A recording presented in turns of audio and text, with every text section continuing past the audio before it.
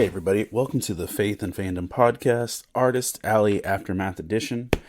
Here talking about Galaxycon Richmond 2024. This is, I don't even know how many years this has been me doing Galaxycon Richmond. But I've done it every year they've done it. So it's at least that many.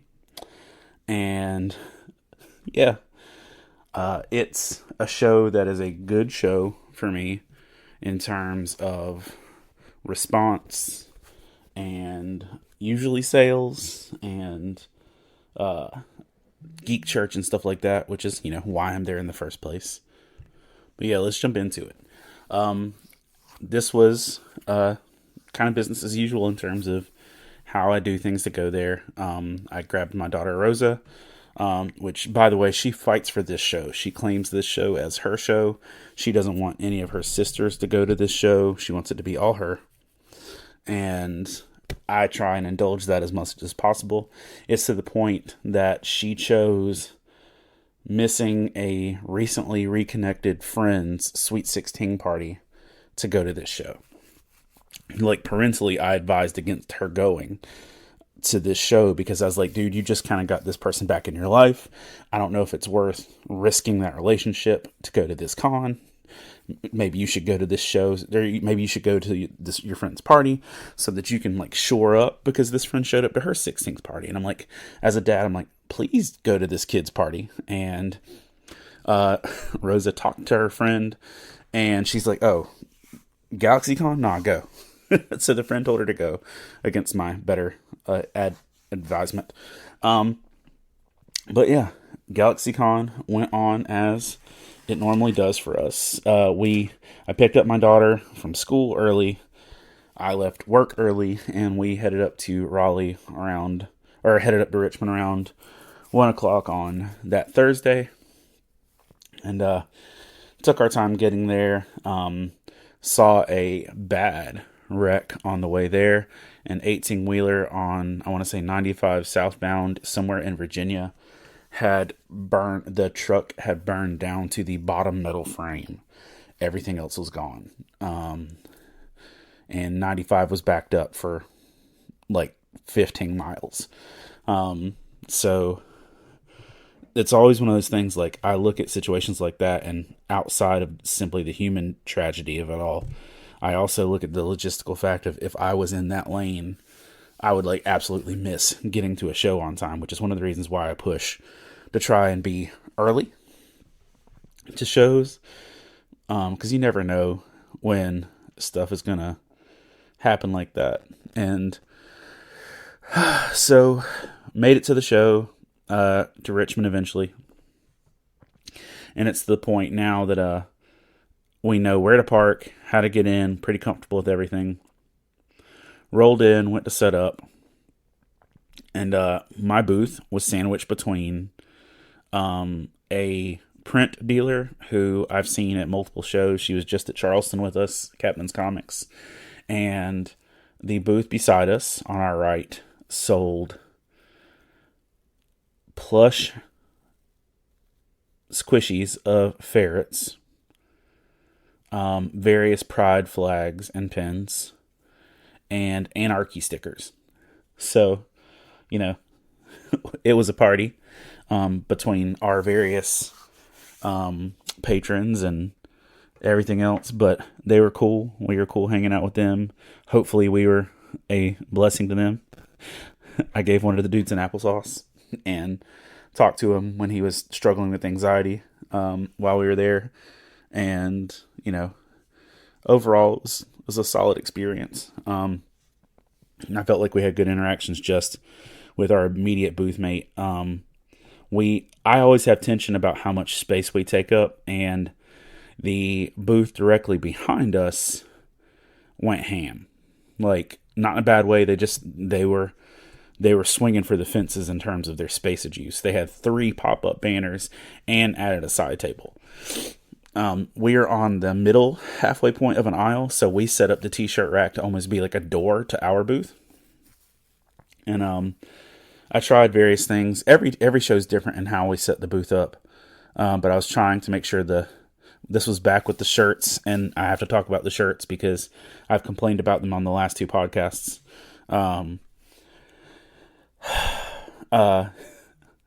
But yeah, we had that set up.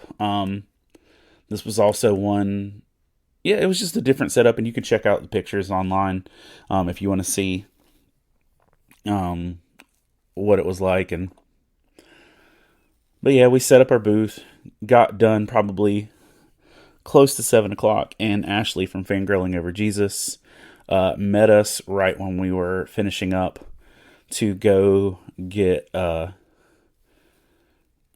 dinner.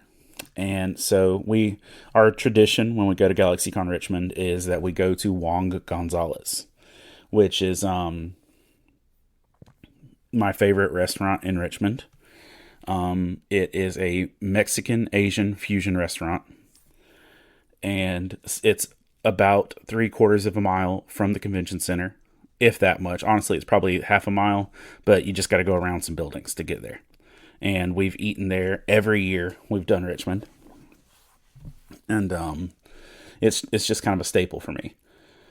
And so Ashley met us, and when we walked and we were talking, and at this point in time, I don't remember what I was quoting, but I was quoting something loud and obnoxious. And I can ask Rosa, but she's asleep, and she would be really annoyed if I go ask her what I was talking about.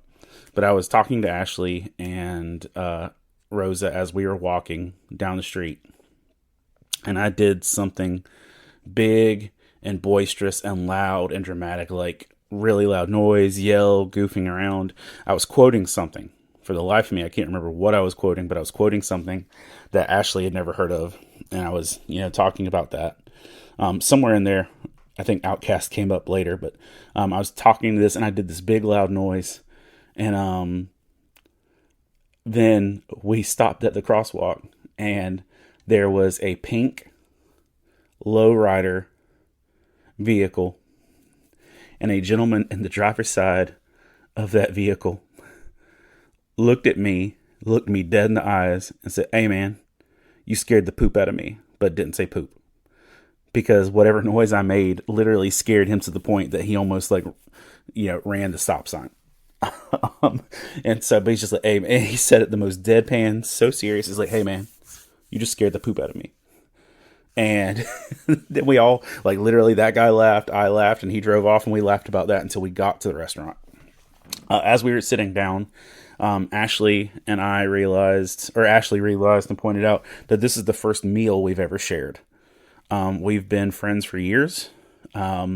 She was at our booth with us at Galaxycon Richmond last year, which, realizing this, and I didn't realize it, I knew it, I guess, in my head, but I didn't realize it, that this was her 1-year anniversary of setting up booths.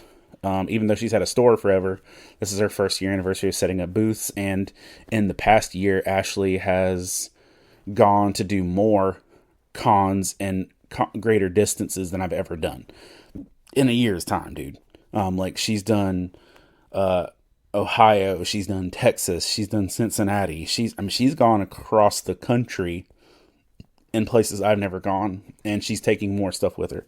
And she's done a great deal in a year's time. So shout out to Ashley at Fangirling Over Jesus, because she's truly been a trailblazer in this. She's setting examples for me. And she likes to give me credit for inspiring and helping and stuff her, but she's pretty gangster on what she's doing. But we sat down, we started eating, and Roses from Outcast started playing on the radio in Juan Gonzalez. And if you know me, I love Outcast, and I know all the words to all the Outcast. And so I'm rapping along, singing along, and Ashley doesn't know who Outcast is, really, so I start explaining who Outcast is. And, one of the things that was, as we're doing this, I told Rosa, as we were walking there, or maybe when we were setting up the booth, but I said it before we got to the restaurant, it would be really cool if, we go tell Sonny Strait, who's Krillin / Usopp / the dude from all the things. Like my Krillin, he's my dude. I met him 2 weeks ago at Lexington, or a week ago at Lexington. And I said it'd be cool if we go by his booth and tell him he should come eat at Juan Gonzalez. And I said, we should go by his booth and say that if he wants to go, we'll buy him dinner if he'll come with us. And we'd said that. And in the middle of me rapping Outcast with my bushy-headed hair free while I'm eating Mexican Asian fusion, Sonny Strait / Krillin walks into Juan Gonzalez with his whole family and entourage. And I didn't notice it. Rosa noticed it, but I'm literally mid rapping bars here, eating my food, rapping away. And I didn't notice it until the booth in front of us started freaking out at him being there. And he came over to the booth to entertain them and take some selfies with the people at the booth. And I literally stopped rapping mid-sentence, and I look like I've seen a ghost. And Rosa realizes I finally seen him, and Ashley's like, "What's happening?" And I'm like, just my jaws open. I'm like, Krillin literally walked into my restaurant, and he's right there. And that was so great. It was an awesome moment. I was like, all right, done deal. Show's over. Ran into Krillin at my favorite restaurant. And it's one of the beauties of going to cons and eating near the con hotel, because you have a really good chance of running into celebrities. But the fact that, he was there. So after I went on my way to use the bathroom, I stopped by his table. It says, "Hey, I don't want to bother you." But I was like, I just want to say, hey, thank you for coming to this show. I said, I just saw you at Lexington. And he's like, "Oh, yeah, I remember you." And his daughter, who was also at the table, remembered me. And he gave me some fist bumps, and we talked about how good the General Tso's burrito is. And, just fist bumping Krillin, talking about my favorite burrito. No big deal. Cool. And that was great. And we walked back to the car and headed on to our hotel. But it was really neat to be able to have that moment, and I was pretty excited about it. And then we went back to our hotel, and Rosa, who is a big Swiftie, was very excited because the night we got there was the night that the Taylor Swift Eras Tour dropped on Disney+. And as I sat in one of the chairs in the hotel room, working on my laptop, probably getting the song slides together for Geek Church or for the panel or whatever it is. I know I was working on something for the show. She is standing on top of the bed, holding the remote like a microphone and singing Taylor Swift at the top of her lungs while it's already blaringly loud.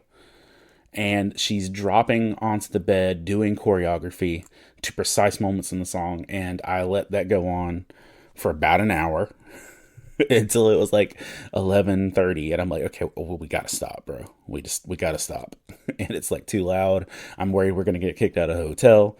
But she is having the time of her life. And so, I let her have it as much as possible. We got to the show the next day. I think we walked and got coffee down at like the Starbucks at the Marriott, which is, a couple blocks away. And we proceeded on and started our Friday afternoon show. Oh, it was also Friday, so it was a later start. So I did the Faith and Fandom Friday feedback thing, and then we went on after we ate our hotel breakfast. And we got there, and one of the first people that I ran into, that ran into us at the show, was Garrett Davison. He's part of Love Thy Nerd, and he says he didn't recognize me or the booth, but he saw Flockward, my comic book, and that's what told him to stop. And that just made me feel good inside. I was like, that literally, out of all the craziness that's going on around you, you recognize my book. Rock on. But Garrett was cool. It was good to see him again. One of the things that we saw as we were setting up on Thursday is that the lady at the end of the row from us had a Chronicles of Narnia print on her banner. And I'm trying to look around my desk right now without breaking anything or turning my microphone off so I can find her business card. because her name was Julian. I'm pretty confident in that. But I've got I got some of her prints and everything. I think it's in a different dealie. But her name was Julian, and she just had some really cool art, or Julianne, maybe. But she just had these really beautiful, maybe water or like color pencil, pastel pencil. I don't know what art is. She had these really cool just art pieces that she had in big canvases and little ones. But Thursday when we were setting up, we saw Narnia, and then we saw literally, she had everything down to Gilmore Girls, which was what Rosa was interested in. And we kept seeing Narnia, and we just were waiting for her to get there because we wanted to go talk about Narnia. And when she finally got there, we saw her. We started talking about Narnia and Jesus and had really good conversations with it. And, it was really encouraging, exciting for that. And then while we were talking, Brittany Art, who is this really great artist who does some amazing Star Wars stuff, came up. We had conversations about Jesus and art and Narnia, and it was just a good way to start. And so it's good. My friend, Litmus Cosplay, showed up and got to see her, and that was good. As the show got going, I'm just saying, I know I'm a writer, and I'm not letting this go to my head, but my little bookmark sketches were gangbusters. I probably went through 30 bookmark sketches that I made that weekend and sold that weekend, and I couldn't keep them going. I'm talking, I made 5 Barbara Manatees with Larry. I made like 4 Larry Boys. And I sold stuff that I've had for weeks, months even. And I kept trying, and the goal was to completely fill the notebook, because the notebook I think holds 40 or 50 of these little cards. And as try as I might, as fast as I could draw, I could never fill the notebook the whole weekend because people kept buying that. And I'll take that as a win. And, yeah. Well, that was pretty cool. As that went on, let's see, there was a lady named Liz who just was a firecracker personality. She's really cool. She's really kind. She comments a lot of stuff on our Facebook and everything, but she was just great. And she was a really big encouraging presence as she came through. And she came by a couple times throughout the weekend, but she was just really great. My friend Jillian, who is also one of our Patreon supporters, came by with her family, and it was awesome to see her and to, just see their family. And, it's just one of those things. I'm like, they're already one of our Patreon supporters. And I tried to just give them stuff, and they wouldn't, but because people love you and support you. Another neat thing was somewhere along the lines of when I was with Ashley, Fangirl Ashley over in Lexington, I mentioned that I thought it would be cool to have a print of Chopper from One Piece riding Chopper from Star Wars. And in the week time of me saying that to showing up at Galaxycon Richmond, she had a print made of Chopper from Star Wars, basically redesigned to look like Chopper from One Piece. It's really cool. It is now fixated to my desk, and I love it. And I don't know if she's put it on her shop yet, but you should definitely check it out because it's a neat piece. I should probably post it. I don't think I've posted that one yet, but I didn't know if she had, so I didn't do it. Another neat thing, parking at cons is stupid expensive. At Lexington, the week before, parking was $27 a day. $27, my guy. My brothers and sisters in Christ, $27. So Friday, it was $15 to park where we parked at in Richmond. And then it was $10 on Saturday, $10 on Sunday. And I'm grateful for that. I also learned my lesson because last year we did not get to Saturday early. And I had to park almost a literal mile away and walk, and was late to the show because of that. So no. We did the coffee walk again, got some more coffee. A parent, Charity, came by with her family and told me that she uses Bite Size with her family daily, and that she got a copy of she got each of her kids a copy so they can do their own personal devotions with it. And she was just talking about how important it was to her family.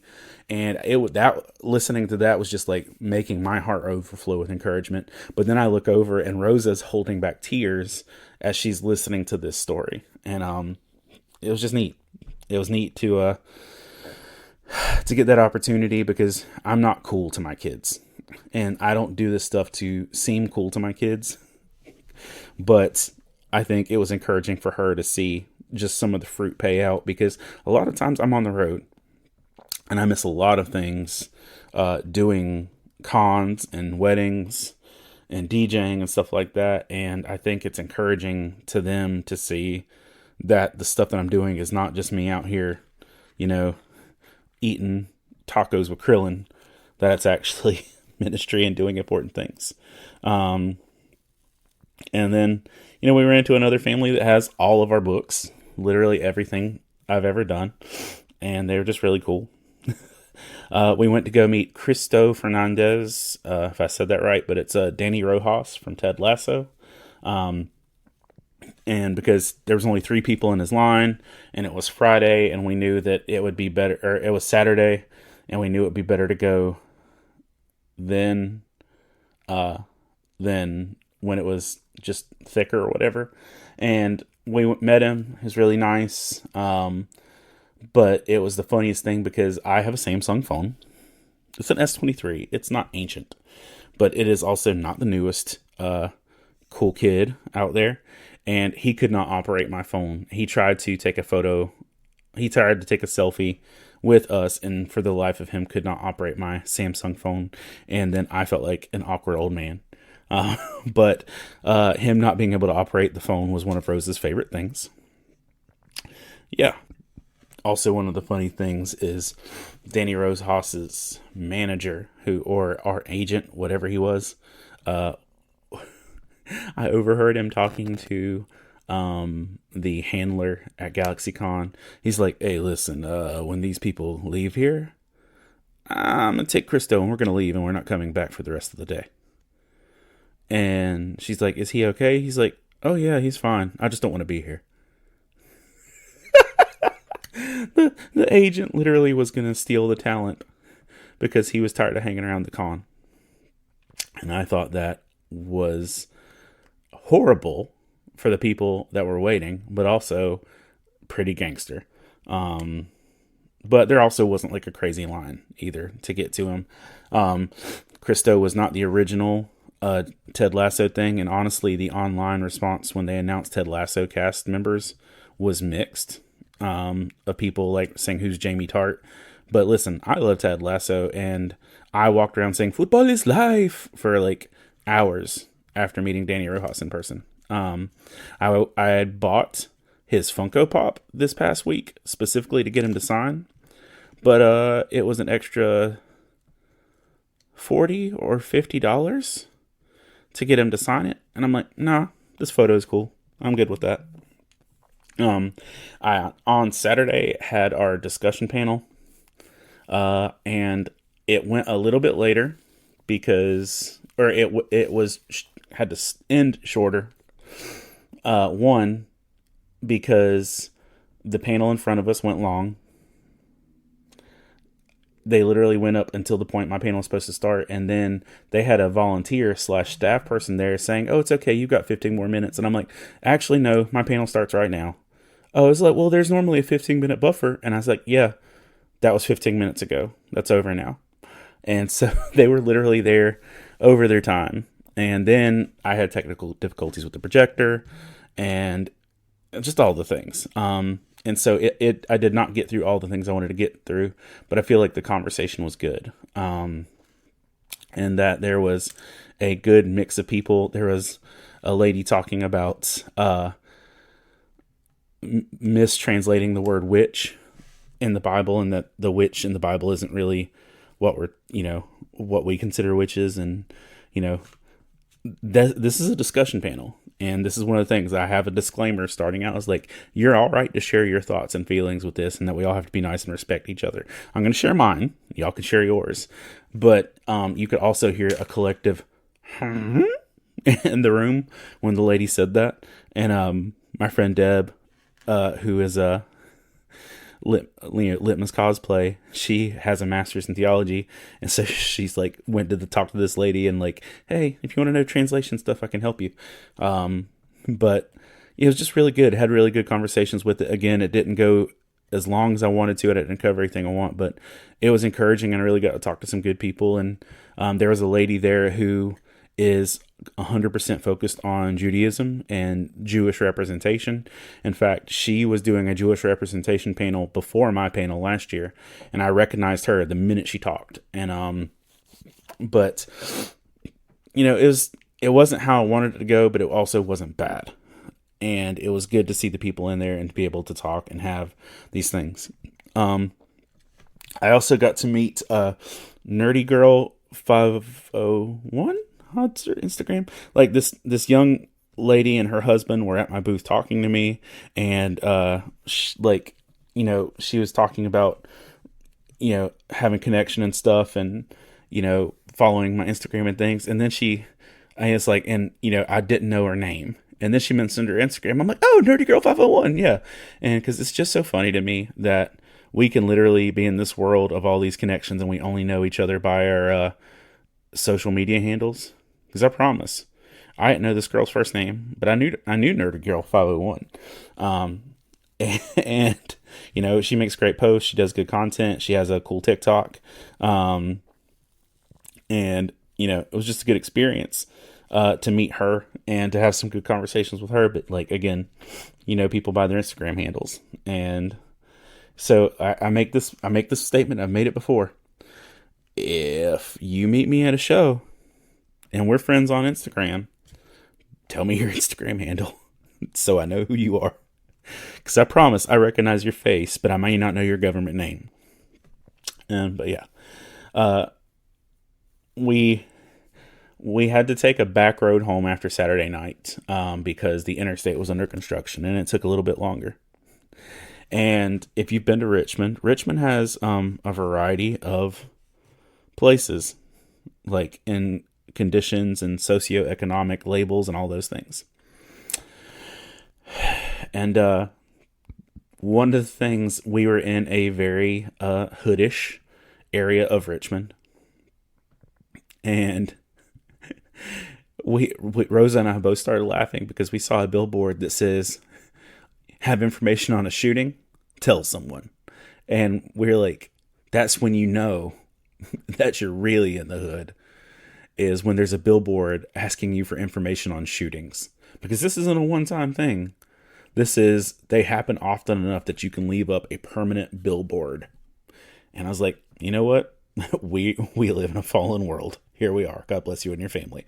But yeah, we also, Rosa is very teenagery in terms of wanting all the teenagery things. And I try to, I straight up made us eat at, I don't know, Taco Bell or something on the way home Friday night, because I said, listen, I'm only going to stop at places between the convention center and our hotel. If I have to pay for parking, we're not eating there. And so, we ate at Waffle House on Friday night. That's what we did. We went to Waffle House, and it was very Waffle Housey. And we did not watch Taylor Swift on Friday night. We went straight to bed because we were all tired. I finished the panel notes, and we were all tired. But she wanted to go eat something, and she's like, oh, let's go get boba. And dude, the amount of money I've spent on boba, if you've seen my TikTok alone, I spend a lot of money on boba. And I was like, girl, I am not in a boba mood for this show. She's like, I found a place that's X many miles away, and they also have Korean corn dogs. Well, that's the sales pitch right there, ladies and gentlemen. Boba, I was not down for. But you throw Korean corn dogs into the mix, and you've almost got a sales pitch. And so we went to a place called Omoki, which was directly across from the college campus of VCU, which I didn't know existed. But we went to this place and we got 2 bobas. And one of the really neat things is that their boba came in a bottle/can hybrid. Like the body was a plastic bottle, but the top was a can, and they put your boba ingredients in there and then seal it like a can, so you actually pop the top. Magnificent. And then if you don't know what a Korean corn dog is, look that junk up. But it's like where they'll make the whole batter outside potato chunks, or they'll put mozzarella cheese in the corn dog with the hot inside the batter, or there's all sorts of crazy things. So we got 3 corn dogs to share. We got one that was we got all beef on the corn dogs, but one of them was a crunchy ramen corn dog. So the entire batter was made of crunchy ramen. Let that texture sink into your mind. Yep, and that's what it felt like. We got one that was potato, and it was like seasoned. There's big chunks of potato all right way around it. And then we got one that was flaming hot Cheeto batter with mozzarella inside. Now, I didn't post these on the Faith and Fandom Facebook page, but I think there's a picture on Instagram, and there's a video of it on my TikTok. But yeah, we had these and just kind of enjoyed it. We went back to the hotel, finalized all of the song slides and sermon stuff for the service. And I will say I am satisfied with my choice of hotels in Richmond. It is I want to say it's the Country Inn and Suites on exit 64 and 95. It is not the best area or anything like that, but it's way better than our first Richmond experience. And, free breakfast, all that jazz. But they have an office station, man. And we picked the song that we were going to sing out, picked the connection we were going to make to it to Geek Church. And I walked right out there, typed in the website, printed off my chord sheet, went right back to my room in under a minute and a half. I appreciate that. That is very functional, and it made my night. Sunday morning came, and we, packed the car up, loaded up, ate some more hotel breakfast, got there, got some more coffee, and carrying a guitar in is always a hassle at a Comic-Con. But we got there, got everything set up, and to my memory, we had the largest turnout for Geek Church at Galaxycon Richmond. I can look back through photos and everything, but I know it was bigger than last year, and I'm very confident in terms that it was, larger than before. And but yeah, we had a great turnout for Geek Church. It's so encouraging just to hear worship music coming out of a convention hall. I mean, it's not like professional or anything. It's not going to sound like a recorded session. It's going to sound like a bunch of us just in there worshiping Jesus real loud for a little bit. And we only sang one song, but it was encouraging to me. And as soon as the service was over, there were people that wanted to talk and had good conversations, and it was just, I was there and encouraged by it. If you want to check it out, the whole service minus the song itself are on our podcast channel, Facebook, YouTube, all that jazz. But yeah, it's just, I love that I get to do this. Like, I love that I get to do Geek Church. I'll put up with everything else that a show goes through for that one experience. Driving to Lexington, Kentucky was a haul. I loved getting to hang out with Todd and his family. I loved getting to do Geek Church. I would do it again just for Geek Church. I know they don't need me there for that, but that's enough reason to do it. And so yeah, it was pretty cool. There's also, one of the first things we did after we made it back to the booth was Rosa's like, man, come right out of worshiping Jesus, and then there's butt cheeks in my face. And I just leaned up from this sketch that I was working on, and there was butt cheeks. Just like there was somebody in a cosplay that was basically in a thong, and they were bent over doing something, and I'm like, yep, okay, there they are. And it's part of the world that you deal with when you're doing con stuff. I'm not shaming anybody for that. It's just like, it literally is like, this coming Sunday, I'm going to preach at my church for the first time in maybe 4 weeks. No, 3 weeks, whatever. It's been a while. Because I've been on the road for 2. And it's going to be so different to like see everybody dressed and nobody in costumes, and not have immediately seen very revealing outfits before I take the pulpit. But that's how it goes. One cool thing was that somebody bought Flockward on Friday and came back to buy more copies of it on Saturday or on Sunday. I thought that was cool. And then I'm going to go over some more stuff that actually happened in the show, because I was going through my notes, but I have pictures that I was going to, talk through with that. I've complained about shirts for the last month or two, for the last couple shows, about I don't want to do shirts, they're annoying, etc., etc. Dude, the shirts were so popular at this show. I sold out of whole sizes.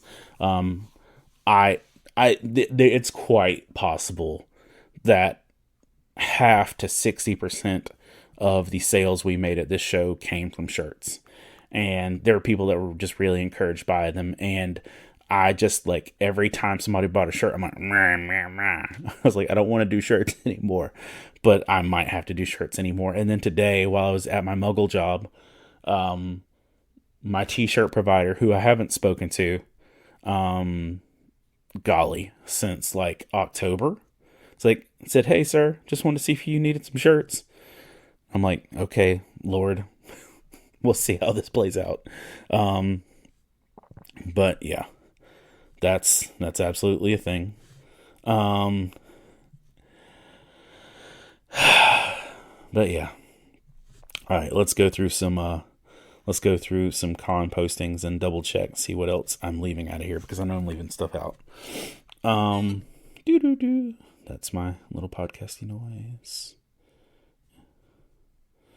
And I will say this, trying to maintain all the other stuff I do at cons, like the 40-day devotional thing and the Friday setup stuff and all that, that's a lot to do. It's a lot to do at shows. And I kind of I'm like, why am I still trying to do all this stuff while I'm here?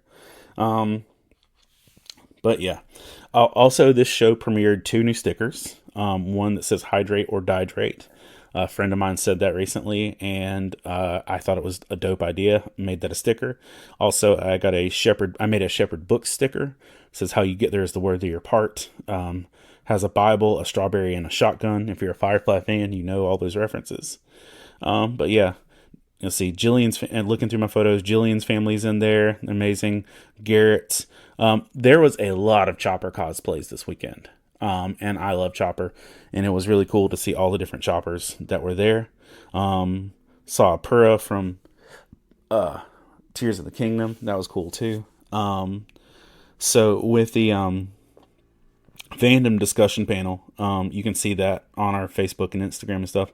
There was a really solid crowd there too. I forget that it was that chunky with that, but it was good conversations. Again, I wanted to do more, but I'm happy with what we got to do. More cool Chopper cosplays. Yeah, that's just. Here's the thing. If you've heard me talk about stuff, I really, really enjoy the anime Delicious in Dungeon. It is my comfort anime right now. It's a D&D cooking show, basically. People trying to save a young lady inside a dungeon. They don't have food, so they kill the monsters and basically do a cooking show every time they kill a monster. I saw my first Delicious in Dungeon cosplayers, and I was excited. I also saw my first Delicious in Dungeon artwork, and was pretty pumped about that too. The cosplay of the whole show for me was a team cosplay that was Emperor's New Groove. So they built a Kuzco llama on wheels that had a sign that said "No touchy." I'm talking, this thing is fully furred out. John Goodman's character's cosplayer had an outfit completely made of knit, like crochet. And then Kronk was a young lady carrying a tinted Yzma on her back. And I'm saying you could see this thing from across the show floor, and it was gorgeous. Definitely the coolest cosplay that I saw. And absolutely loved it. There were some more photos. Hold on. Did I not post everything?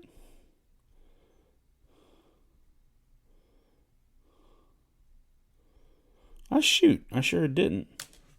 I need to go back and check some stuff. I'm missing some photos. Oh, no, there we go.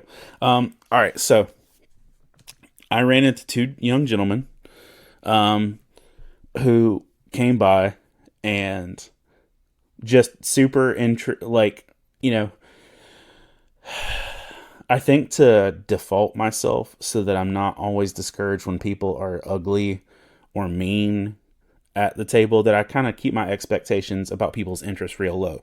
Because at least twice this weekend, I had people very loudly in very ugly ways mocking and saying ugly things directly in my direction, even though they wouldn't make eye contact with me or address me as a person. Like, they stood in front of me mocking me, but wouldn't even make eye contact with me. And it's hard sometimes to even keep my attitude in check, because I'm tired and I'm a sinner and my heart is exhausted with people being douchey.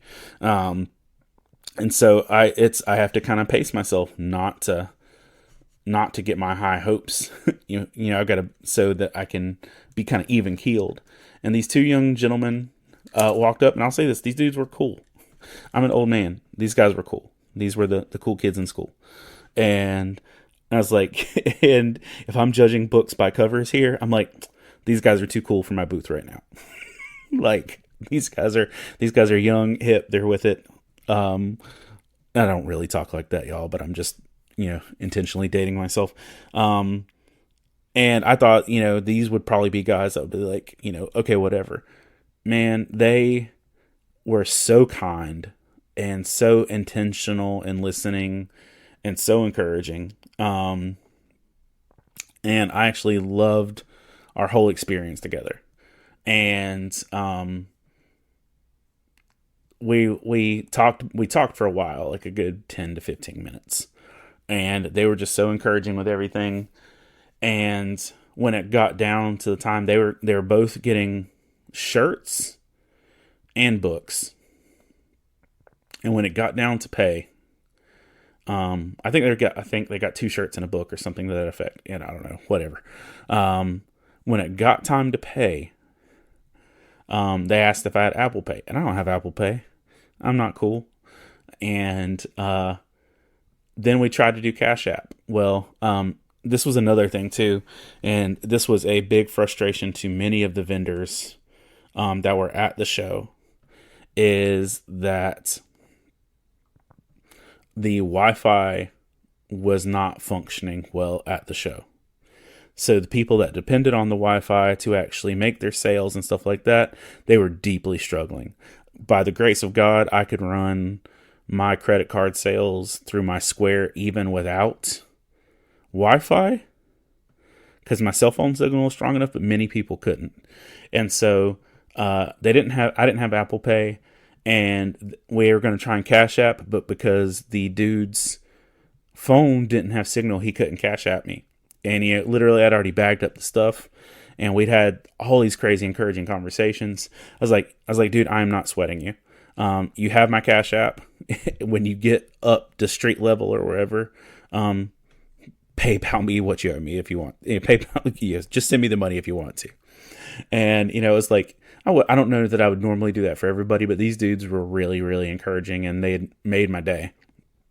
And so I did that. And then, but before we even left, they said, can we pray for you? And, just literally stood right there, leaned over the table and prayed. And I'm like, y'all are a freaking blessing. And, and Rose, when it was all over, Rose was like, I don't think we have to worry. I think they're going to pay us. I was like, yeah, I'm not worried about that. But I honestly, a little while later, when the Cash App came through, I'm like, I appreciate y'all.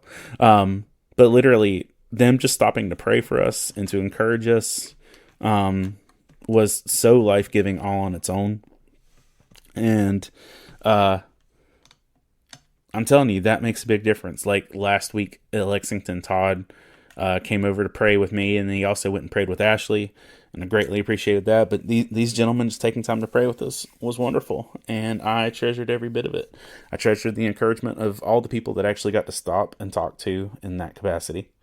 Yeah, they just made all the difference. So like Liz and Charity and Nerdy Girl 501 and these gentlemen, like, you know, just crazy encouraging in their presence and in their spirit. And you know, with Garrett, and you know, just then one guy came by and just to say that he still thinks about this sermon that I did at Galaxycon Richmond like 2 or 3 years ago about Alan Richson and Reacher and Aquaman, and like there's some message I did that was like, you know, just because you start off as Ben Affleck Daredevil doesn't mean you won't get to Ben Affleck Batman, or that Ryan Reynolds starting off as Green Lantern and getting to Deadpool is like your first version isn't always your last version. Keep going. It was, you know, something encouraging like that. Dude came by to tell me that he still thinks about that message and that was a big deal for him. So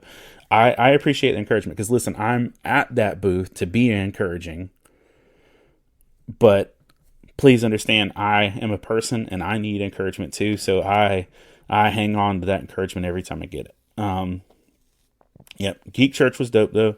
And on Sunday, my 2 favorite cosplays was there was a Beard from Ted Lasso, who was pretty wonderful. And then also, the second best cosplay, or the best solo cosplay I saw was a, Strong Bad. There's a dude who was shirtless in a full Strong Bad outfit to the point that he even had Band-Aids over his nipples. So that he could walk around in Strong Bad cosplay. I'm telling you, chef's kiss, y'all. They did so good. A lot of the vendors and artists were really frustrated in terms of just how the sales were, because here's a crazy thing. When I did my panel at 12 o'clock or 12:30 on Saturday, there was still a line to get in. The show opened at 10 and there was still a line to get in at 12:30. Apparently the line lasted until 3 o'clock to get into the building. That's a long line.